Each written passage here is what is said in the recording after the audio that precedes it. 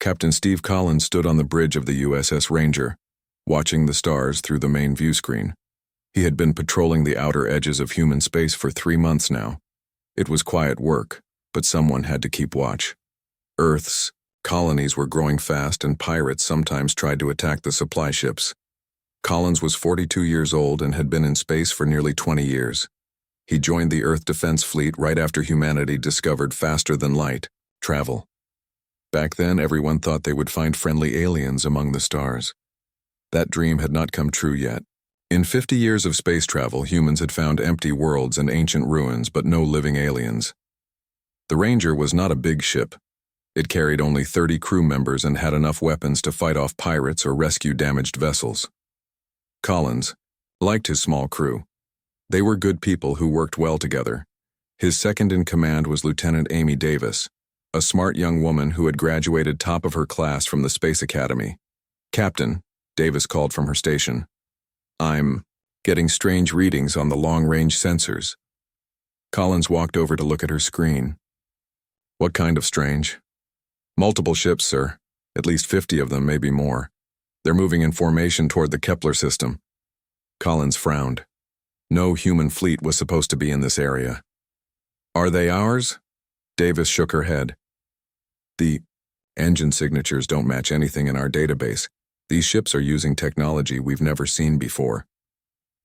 For a moment, Collins felt excited. After 50 years, had humanity finally found other intelligent life? Then he noticed something that made his stomach tighten. "How big are these ships?" "The largest ones are huge, sir. 10 times bigger than our biggest battleships. The smallest ones are still twice the size of the Ranger." Collins thought quickly. If these were aliens, first contact was supposed to be handled by diplomats, not patrol captains. But his ship was the only human vessel in this part of space. "Set course for their position. Keep us at maximum sensor range. I want to observe them before we make contact." The Ranger moved carefully toward the alien fleet. As they got closer, the sensors revealed more details. The ships were dark and angular with sharp edges that made them look dangerous. Their hulls were covered in what looked like armor plating. These were clearly warships, not exploration vessels. "Captain," said Davis quietly, "I think they've seen us." On the screen, several of the smaller alien ships were turning toward the Ranger. Collins felt sweat on his forehead. "Open a communication channel, all frequencies." The main screen flickered, and suddenly Collins was looking at an alien face. The creature had gray skin, large yellow eyes, and a mouth full of sharp teeth. When it spoke, its voice was deep and harsh. "Human vessel, you will stop immediately. You are in violation of Imperial space." Collins tried to keep his voice steady. "This is Captain Steve Collins of the Earth Defense Fleet. I was not aware this area was claimed by anyone. We mean no harm." The alien's eyes narrowed. "I am Commander Selk of the Zeltharian Empire. All space belongs to the Empire. Your species has been expanding without permission. This ends now." "I need to contact Earth and report this meeting," Collins said. "This is first contact between our species. Surely we can discuss this peacefully." The alien made a sound that might have been laughter, but it was not pleasant. "There is nothing to discuss. The Empire has decided that humans are a threat. You expand too fast and claim too many worlds. Emperor Vextar has ordered your species to be contained." Collins felt ice in his veins. "Contained? All human colonies will be abandoned. Your species will return to your home world and remain there. Any human ships found outside your solar system will be destroyed. You have 30 of your days to comply." "That's impossible," Collins said. "We have 17 colonies with millions of people. We can't just abandon them." Commander Zelk's expression did not change. "Then they will die with their worlds." "The Empire has spoken." Collins tried again. "Please, let me contact Earth. Our leaders need to hear this. Maybe we can find a solution that works for everyone." "There is no solution. There is only obedience or death." Zelk paused, then spoke to someone off-screen. "Demonstrate Imperial power." Without warning, the Ranger shook violently. Alarms started blaring all over the bridge. Lieutenant Davis called out from her station. "Sir, they hit our engines with some kind of energy weapon. We've lost half our power." Collins gripped his chair as the ship shook again. Damage report. Engines are badly damaged but still working. They could have destroyed us completely, but they held back, Davis reported. Commander Zelk's image appeared on the screen again. That was a warning. Return to your homeworld immediately. Tell your leaders what you have seen here. Tell them the Zeltharian Empire does not make empty threats. You have 30 days. The communication ended and the alien ships moved away. Collins watched them go, his mind racing. The Rangers' engines were damaged, but they could still reach Earth. The question was whether Earth could do anything about this threat. Davis, get me a full report on those ships, everything our sensors recorded, then plot a course for Earth, maximum speed. Yes, sir. Captain, do you think they mean it? About destroying our colonies? Collins looked at the retreating alien fleet. There had been no doubt on Commander Zelk's face. No room for negotiation. Yes, I think they mean every word. The trip back to Earth took 5 days with their damaged engines. Collins used the time to study everything they had learned about the alien ships. The Zeltharian Empire had technology that was clearly more advanced than anything humans had built. Their weapons were more powerful, their ships were bigger, and they seemed to have many more of them. When the Ranger finally reached Earth orbit, Collins was rushed to a meeting with Admiral Jake Morrison, the commander of Earth's defense fleet. Morrison was a tall, serious man who had been fighting pirates and protecting colonies for 15 years. Captain Collins, I've read your report. How sure are you about the size of their fleet? Very sure, sir. Our sensors counted at least 200 ships, and that was just the advance force. Commander Zelk spoke like the Empire had thousands more. Morrison nodded grimly. And their technology? Far ahead of ours, sir. They disabled our engines without even trying hard. If they had wanted to destroy the Ranger, we would never have made it home. Admiral Morrison was quiet for a long moment. Then he looked up at Collins. Captain, I want you to brief President Hayes personally. She needs to hear this from you. An hour later, Collins found himself in the president's office in New Geneva. Lisa Hayes was a small woman with gray hair and sharp eyes. She had been president for 6 years and had always supported humanity's expansion into space. Captain Collins, tell me about these Zeltharians. Do you think they can do what they threaten? Collins thought about Commander Zelk's cold eyes and harsh voice. Yes, Madam President.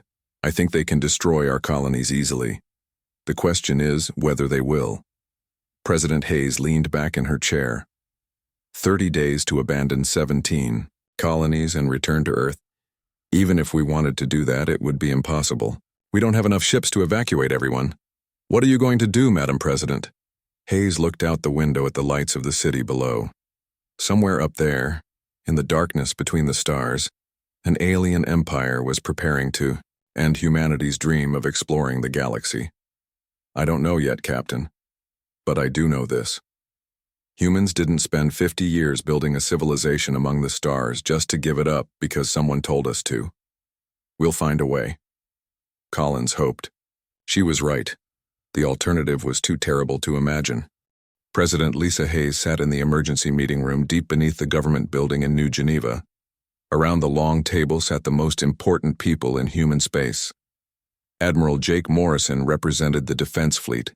General Kevin Park commanded Earth's ground forces. Director Amy Walker ran the intelligence services that watched for threats from space.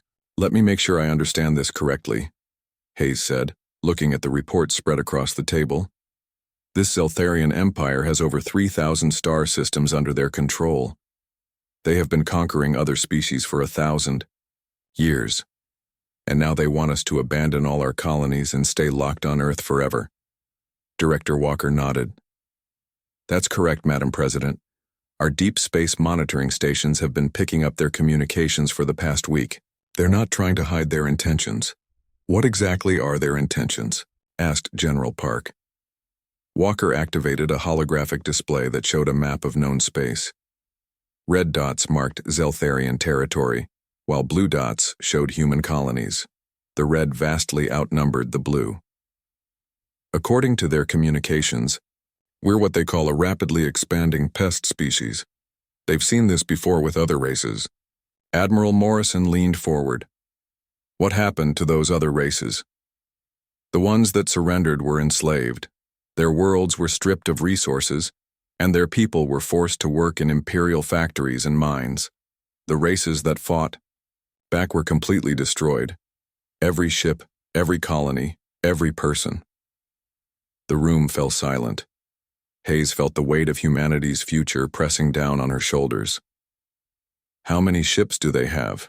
Our best estimates suggest at least 50,000 warships of various sizes, Walker continued. Their technology is more advanced than ours in most areas.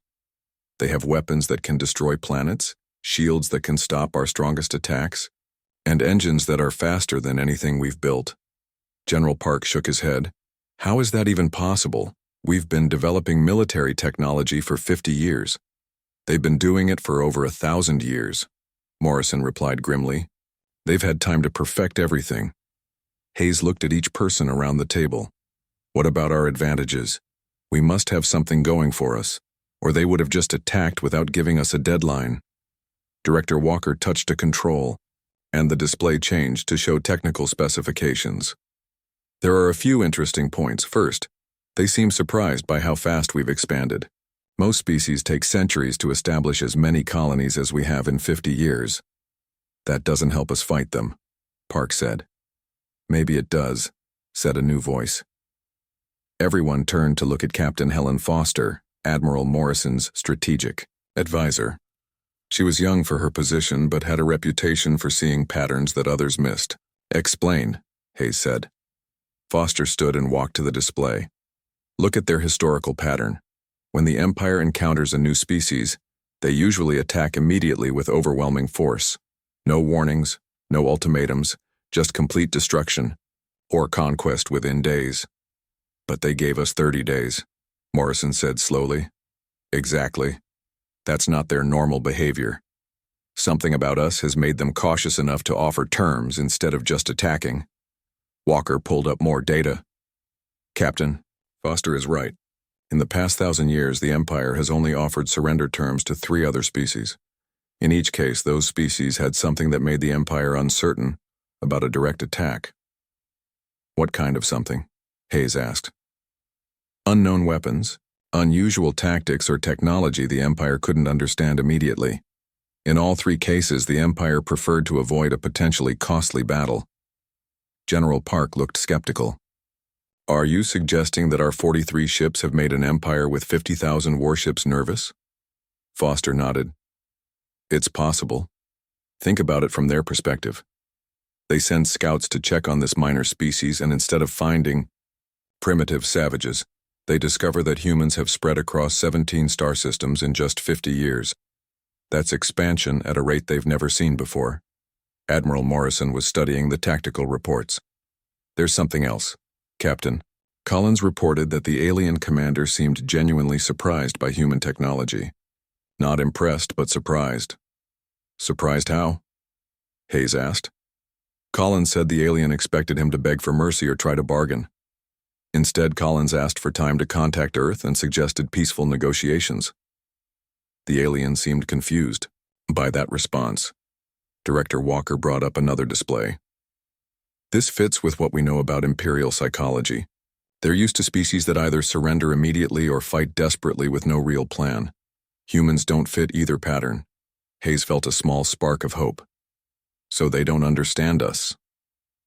That might be our only advantage, Foster said, but it won't last long. The Empire learns fast and they have resources we can't match. The meeting was interrupted by an urgent communication from the orbital monitoring station. The technician's face appeared on the main screen and he looked frightened. Madam President, we're receiving a transmission from deep space. It's coming from the same area where Captain Collins encountered the alien fleet. Put it through, Hayes ordered. The screen changed and suddenly they were looking at an alien unlike the one Collins had described. This creature was larger with darker skin and eyes that seemed to burn with inner fire. Elaborate markings covered its armor, suggesting high rank. I am Emperor Vextar of the Zeltharian Empire, the alien said in a voice that seemed to shake the room. I speak to the leaders of the human species. Hayes stood up.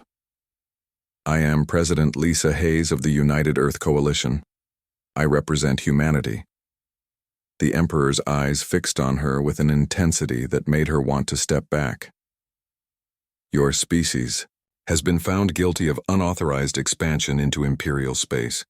You have built colonies without permission and claimed worlds that belong to the Empire. We were not aware that this space was claimed by anyone, Hayes replied, keeping her voice steady. Our sensors showed no signs of intelligent life in the systems we colonized. Ignorance is not an excuse. The Empire claims all space, all worlds, all resources. Lesser species exist only at our pleasure. General Park started to stand, but Hayes motioned for him to remain seated. What do you want? From us? Complete surrender. All human military vessels will be destroyed. All colonies will be abandoned. Your species will return to your home world and remain there forever. Any attempt to leave your solar system will result in immediate destruction. Admiral Morrison couldn't stay quiet. That's not surrender. That's imprisonment. Emperor Vextar's attention shifted to Morrison. You dare question the Empire's mercy? Very well, let me show you the alternative. The screen changed to show images that made everyone in the room sick. Burning worlds, destroyed cities, and the remains of species that had chosen to fight the Empire. Millions of dead bodies filled the screen. This is what happens to those who resist. Vextar continued. Your choice is simple. Accept imprisonment on your homeworld or join these dead races. Hayes found her voice again. How long do we have to decide? You have already been given 30 days.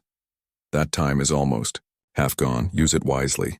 The transmission ended, leaving the room in stunned silence. Hayes sat down heavily, feeling older than her 60 years. Well, she said finally, now we know what we're dealing with. Director Walker was pale. Madam President, I've been analyzing Imperial communications since Captain Collins returned. Everything we've learned suggests they have the power to do exactly what they threaten. But you also said something made them cautious, Hayes replied. They could have just attacked us, without warning, but they didn't. That has to mean something. Captain Foster was studying the tactical displays. What if we don't choose either option they gave us? Everyone looked at her. What do you mean? Morrison asked. They offered us two choices, surrender or be destroyed. But what if there's a third choice? What if we issue our own ultimatum? General Park stared at her. Are you insane? They have 50,000 ships. And we have something they don't understand, Foster replied. Something that made them offer terms instead of just attacking. Maybe it's time to find out exactly what. That is, President Hayes looked around the table at her advisors. The future of humanity hung in the balance, and she had to make a decision that would determine whether the human race survived as free people or became slaves to an alien empire. Director Walker, I want everything we have on Imperial military tactics and weaknesses. Admiral Morrison, prepare the fleet for whatever comes next. General Park, start evacuation plans for our most vulnerable colonies, but don't implement them. Yet, she paused, looking at each person in turn. And Captain Foster, I want you to work on that third option. Maybe it's time to show this empire that humans don't scare as easily as they think. Director Amy Walker led President Hayes through the underground corridors beneath the government building. They walked in silence, their footsteps echoing off the metal walls. Behind them followed Admiral Morrison and General Park. All four looked tired and worried. Where exactly are we going? Hayes asked as they descended deeper into the facility. Level 7, Walker replied. There's something I need to show you, something that might change how we handle this crisis. They reached a heavy security door marked with warnings in multiple languages. Walker placed her hand on a scanner, spoke her name clearly, and looked into a retinal scanner. The door opened with a soft hiss.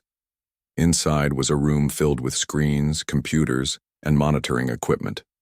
Several technicians worked at various stations, but they all stopped when the president entered. This is Project Prometheus, Walker explained. We've been monitoring alien civilizations for 25 years, ever since we first detected radio signals from other species. Hayes looked around in surprise. I wasn't aware of this project. Only 3 people knew about it. Myself, the previous president, and the head of the Science Council. We needed to keep it secret to avoid panic. Walker led them to a large display that showed a map of the galaxy. Thousands of dots marked various civilizations, with different colors indicating their status. Red dots are extinct civilizations, Walker continued. Yellow dots are enslaved species. Green dots are independent civilizations. Blue dots are unknown status. General Park studied the map. There are a lot more red dots than green ones. Exactly. We've been tracking the Zeltharian Empire's expansion for decades. They follow a predictable pattern with every species they encounter. Admiral Morrison pointed to a cluster of red dots. What's their usual method? Walker touched a control and the display zoomed in on one section. Step 1. Scouts locate a new species. Step 2. If the species seems weak, immediate attack with overwhelming force. Step 3. Complete conquest or destruction within days. They've done this hundreds of times. But they gave us 30 days, Hayes said. That's what makes our situation unique. In all our years of monitoring, we've only seen the Empire offer surrender terms to 4 other species. 3 of those species had something that made the Empire hesitate. Walker changed the display to show detailed information about those 3 civilizations. The Corval had developed quantum weapons that could destroy entire fleets instantly. The Nixari had perfected personal shield technology that made their soldiers nearly invincible. The Therians had built automated defense systems that could repair themselves faster than they could be destroyed. What happened to them? Park asked. The Corval accepted surrender terms and were enslaved. The Nixari fought back and were completely destroyed. The Therians. We lost contact with them 5 years ago. Hayes studied the information carefully. So having something the Empire doesn't understand can buy time, but it doesn't guarantee survival. Correct. But here's what's interesting about our situation. Walker brought up new data on the screen. We've been analyzing everything Captain Collins recorded during his encounter with Commander Zelk. The alien's behavior suggests he was genuinely confused by human responses. Admiral Morrison leaned closer to the screen. Confused how? Most species the Empire encounters either beg for mercy immediately or attack in desperate panic. Collins did neither. He asked for time to contact his government and suggested peaceful negotiations. That's not a response the Empire is used to. Walker touched another control and the screen filled with technical specifications. But there's something else. Something I discovered 3 days ago that changes everything. The display showed detailed scans of human ships compared to vessels from other species. At first glance, they looked similar, but Walker highlighted specific components. Look at our engine efficiency ratings compared to other civilizations at similar technology levels. Look at our computer processing speeds. Look at our weapons accuracy. Hayes examined the numbers. We're significantly ahead in several areas. More than significantly. In some cases, we're decades ahead of where we should be. Most species take 200 to 300 years to develop the technology we've achieved in 50 years. General Park frowned. How is that possible? Walker smiled for the first time in days. Because humans are different. We adapt faster, innovate more quickly, and solve problems in ways other species don't consider. She brought up historical data from Earth's development. Look at human technological progress over the past century. Radio to television in 30 years. First flight to space travel in 60 years. Nuclear power to fusion reactors in 40 years. Every major breakthrough led to 3 more breakthroughs within a decade. Admiral Morrison was studying the weapon specifications. Are you saying our ships are more advanced than Imperial scouts? Realized? I'm saying our ships are more advanced than they should be, given our age as a spacefaring species.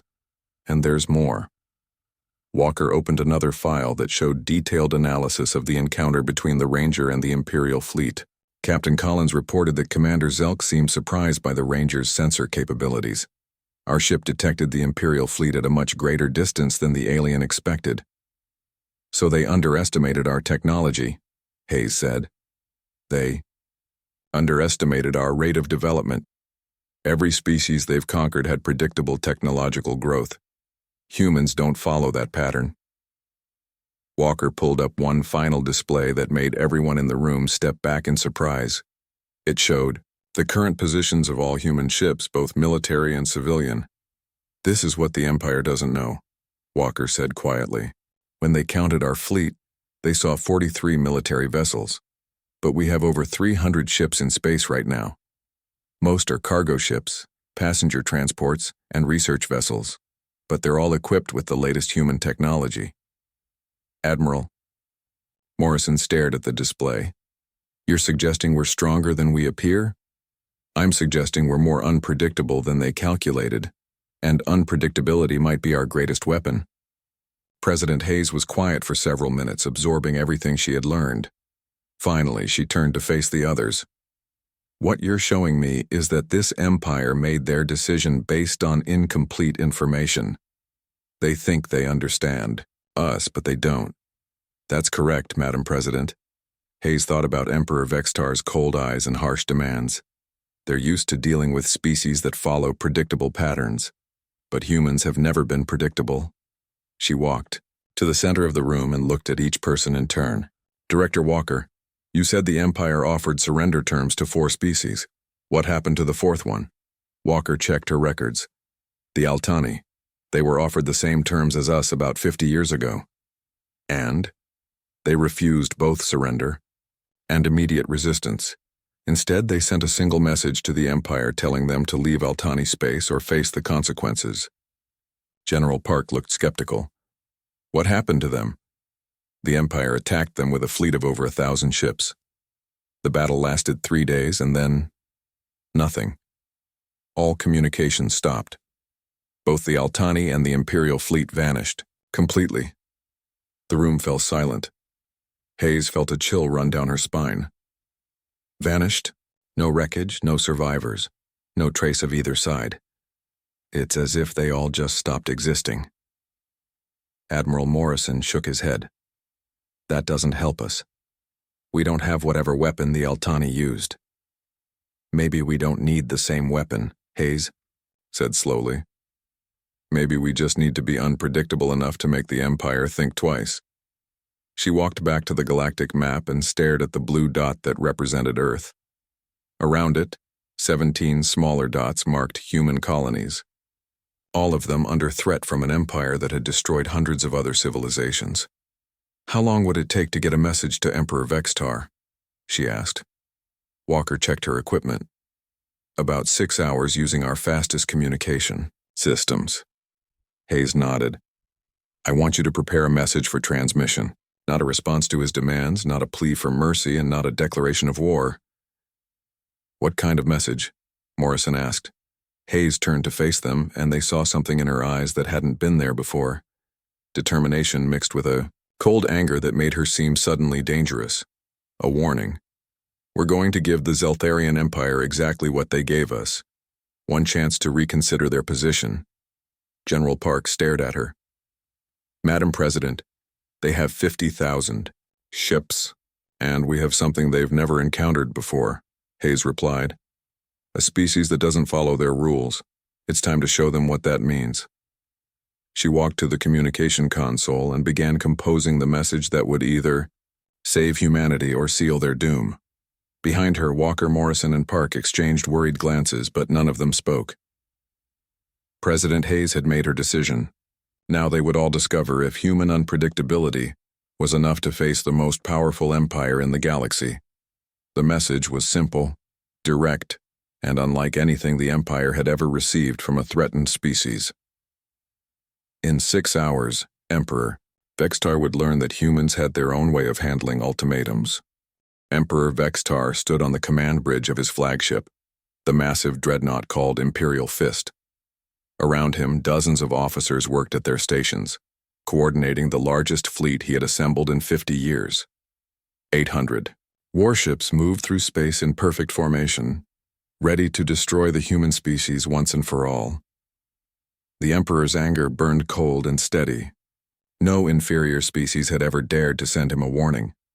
The human message had been insultingly brief. "To the Zeltharian Empire, you have threatened Earth and her colonies with destruction. We offer you this single warning. Withdraw your forces and leave human space immediately. You will not receive another opportunity. This is not a negotiation."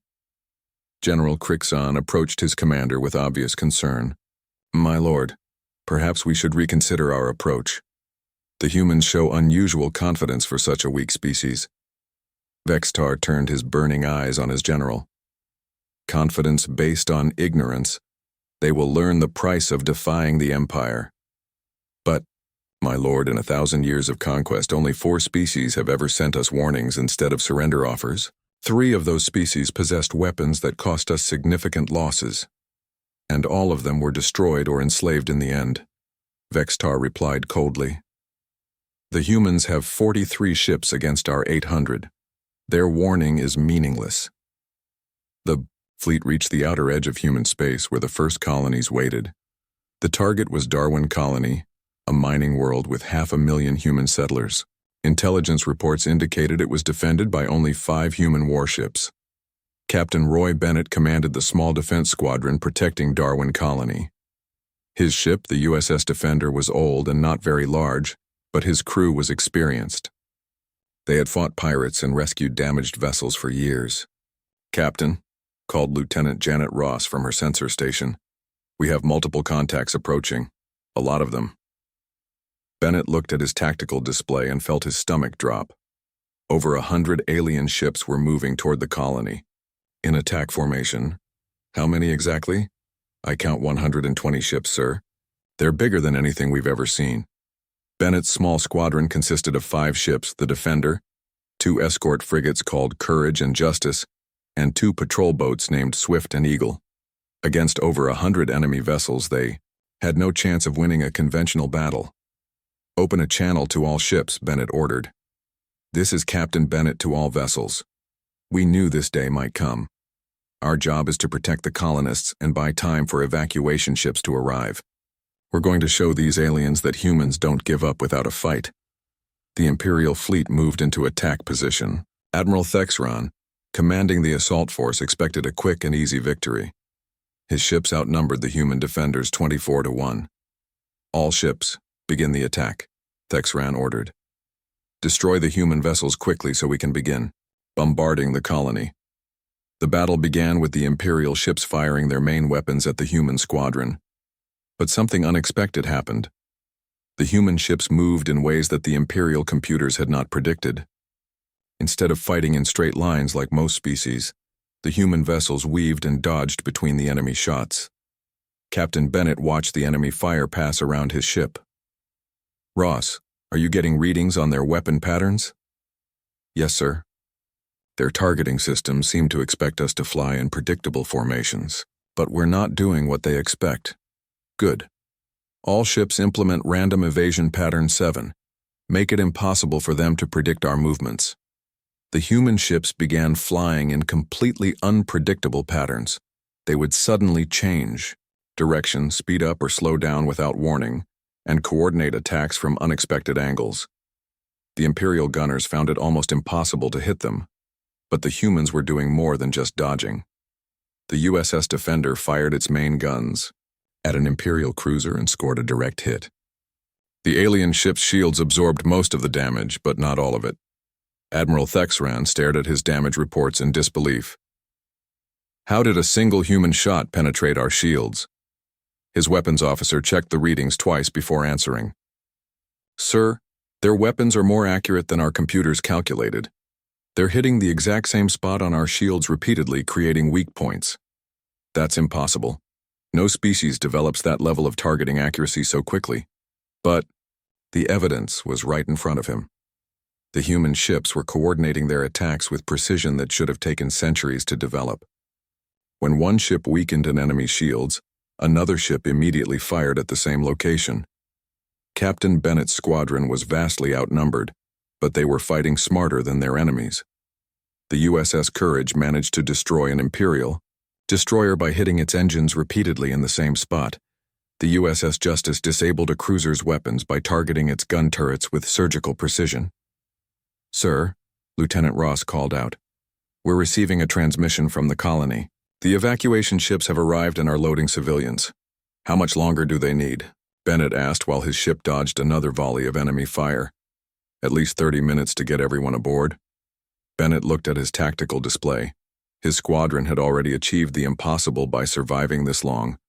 But they couldn't hold out for another 30 minutes against these odds unless all ships implement attack pattern Delta. We're going to take the fight directly to them. Instead of continuing to dodge and weave defensively, the human ships suddenly accelerated straight toward the Imperial fleet. This was exactly the opposite of what any logical commander would do when outnumbered. Admiral Thexran watched in amazement as the 5 human ships charged directly at his fleet of over 100 vessels. What are they doing? This is suicide. But it wasn't suicide. It was another example of human unpredictability. By flying directly into the Imperial formation, the human ships made it impossible for the aliens to use their superior numbers effectively. The Imperial ships couldn't fire at the humans without risking hitting their own vessels. The USS Swift, one of the smaller patrol boats, flew directly beneath an Imperial battleship and fired all its weapons upward into the alien vessel's belly, where the armor was thinnest. The battleship suffered serious damage and had to withdraw from the battle. Captain Bennett's Defender targeted the command ship's communication arrays, cutting off Admiral Thexran's ability to coordinate his fleet effectively. Without clear orders, several Imperial ships began firing at targets chosen by individual captains, reducing their overall effectiveness. The battle continued for 25 minutes, far longer than anyone had thought possible. The human squadron fought with a creativity and determination that the Imperial forces had never encountered. When conventional tactics failed, the humans tried something completely different. When their weapons weren't powerful enough, they used them in unexpected ways.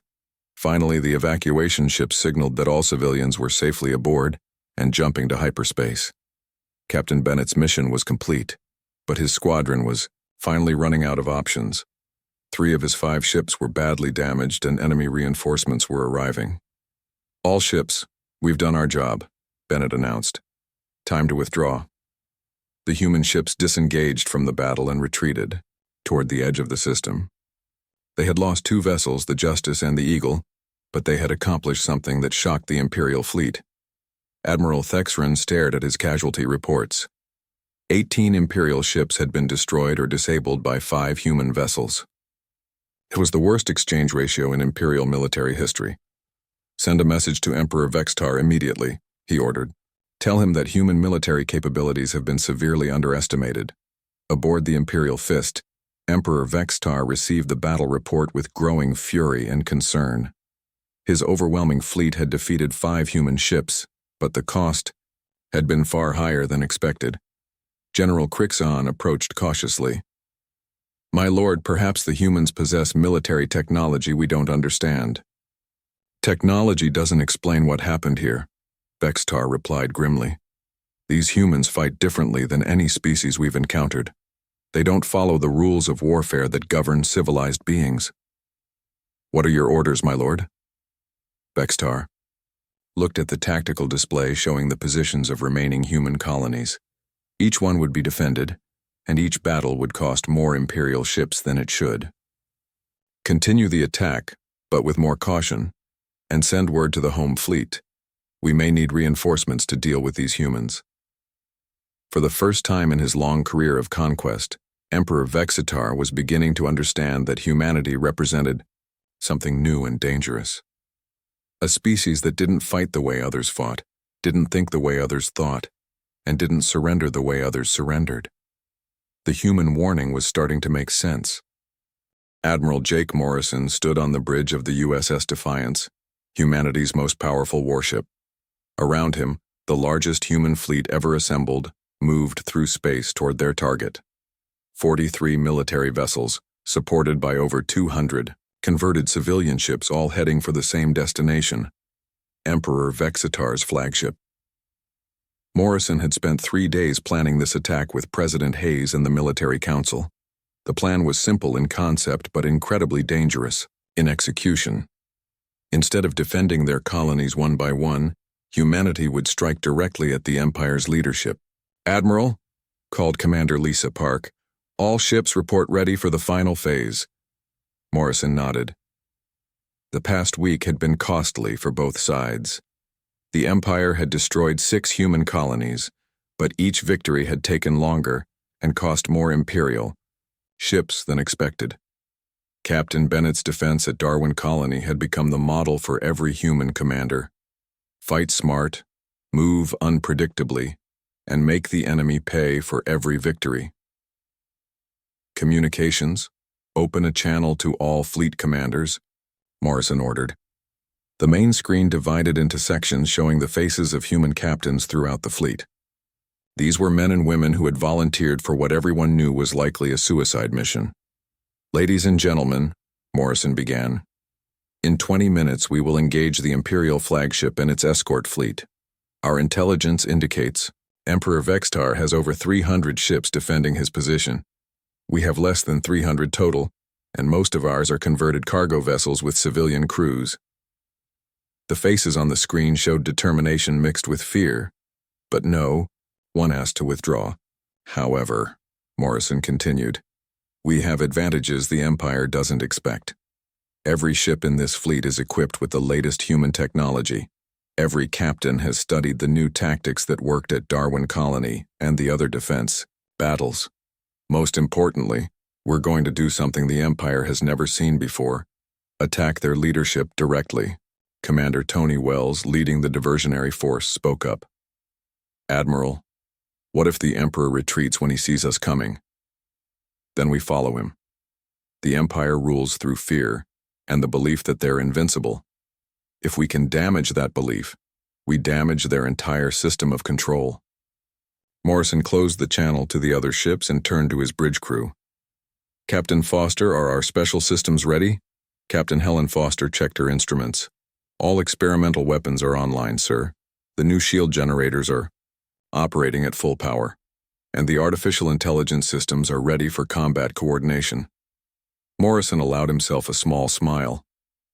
The Empire didn't know about humanity's most recent breakthroughs. While they had been preparing for war, human scientists had been working around the clock to complete projects that normally would have taken years. Take us in, Morrison ordered. The human fleet approached the Imperial position using a formation no other species had ever attempted. Instead of advancing in organized battle lines, the ships moved in seemingly random patterns that made it impossible for the Empire to predict their actions. Emperor Vextar watched the approaching human fleet from his command bridge with growing unease. His advisors had assured him that no species would be foolish enough to attack his flagship directly, yet here came the entire human military. How many ships do they have? He asked General Crixon. Our sensors count approximately 280 vessels, my lord. But many appear to be converted civilian ships, not true warships. They're attacking my flagship with cargo ships? Vextar's voice was filled with disbelief. It appears so, my lord. This behavior is completely irrational by normal military standards. Vextar studied the tactical display. Something about the human approach bothered him, but he couldn't identify what. Order all ships to defensive positions. Prepare to destroy them. The battle began when Commander Wells's diversionary force attacked the Imperial fleet's forward positions. The human ships moved in the now familiar, unpredictable patterns, making themselves difficult targets while focusing their fire on specific enemy vessels. But this time, the humans revealed new capabilities. Their weapons were more accurate than before, their shields stronger and their coordination nearly perfect. Ships that should have been destroyed by Imperial fire continued fighting with damage that would have crippled vessels from other species. My lord, called the Imperial weapons officer, the human ships are using some kind of artificial intelligence to coordinate their attacks. They're targeting our weakest ships first and concentrating fire in ways that should be impossible. Emperor, Vextar watched as his defensive line began to crumble under the human assault. These weren't the same primitive vessels his scouts had encountered weeks ago. Human technology had advanced dramatically in an impossibly short time. While the diversionary battle raged, Admiral Morrison led the main human force on a flanking maneuver around the Imperial fleet. Using experimental stealth technology, the human ships became nearly invisible to Imperial sensors. We're in position, Foster reported. The Imperial flagship is directly ahead, lightly defended. Morrison studied the tactical display. Emperor Vextar had sent most of his ships to deal with the diversionary attack, leaving his own vessel protected by only 30 escorts. It was still dangerous odds, but much better than facing the entire Imperial fleet. All ships begin the final attack. Target the Imperial flagship. The human fleet dropped their stealth systems and attacked the Emperor's ship directly, but instead of trying to destroy the massive vessel immediately, they used the tactics that had worked throughout the war. Disable the engines first, then the weapons, then the communication systems.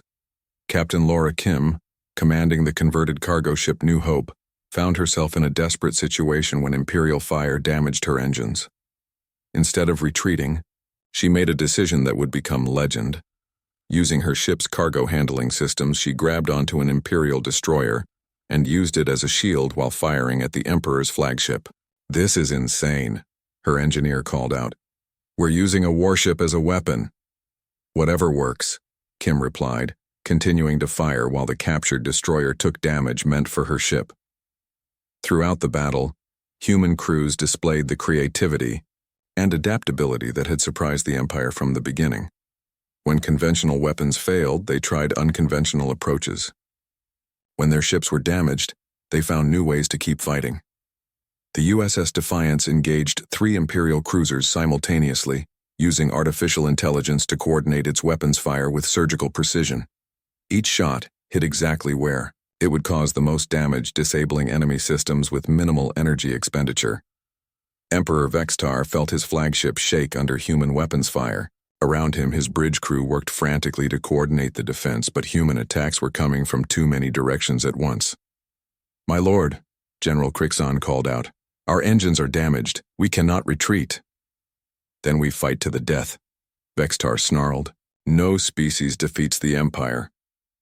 But even as he spoke, more human ships arrived. The diversionary force had completed their mission and joined the main attack. The Imperial flagship was now surrounded by over 200 human vessels, all firing. With coordinated precision, Admiral Morrison opened a communication channel to the Imperial flagship. "Emperor Vextar, this is Admiral Morrison of the Earth Defense Fleet. Your ship is surrounded and your fleet is defeated. I offer you the same choice you gave humanity: surrender or be destroyed." Vextar's image appeared on Morrison's screen, his face filled with rage and disbelief. "You dare offer terms to the Emperor of the Galaxy?" "I'm offering you the opportunity to survive," Morrison replied calmly. "Your empire threatened Earth and demanded our surrender. We issued one warning, which you ignored. Now you face the consequences. The Empire has 50,000 ships. You cannot defeat us all." Morrison's expression didn't change. "Emperor, you came here with 800 ships. We've destroyed or disabled over half of them. Your remaining forces are scattered and demoralized. How many more will you lose before you realize that humans don't fight the way you expect?" For the first time in his long reign, Emperor Vextar felt genuine fear. This species fought with a combination of technology, creativity, and determination that the Empire had never encountered. They adapted faster than should be possible and never gave up even when facing impossible odds. "What are your terms?" he asked quietly. "Simple. Withdraw all Imperial forces from human space immediately and permanently. Recognize human independence and territorial claims. Never threaten Earth or our colonies again." "And if I refuse?" Morrison gestured at the tactical AOE display showing Imperial ships burning throughout the system. "Then we continue this demonstration until you change your mind." Emperor Vextar looked around his damaged bridge at his defeated fleet. For 1,000 years, the Empire had conquered through superior force and technological advantage. But humanity possessed something more dangerous than advanced weapons. They possessed the ability to exceed every expectation and overcome every obstacle. "I accept your terms," Vextar said, the words bitter in his mouth. President Hayes appeared on the communication screen beside Admiral Morrison. "Emperor Vextar, humanity wanted only to explore space and build colonies in peace. You forced this conflict upon us.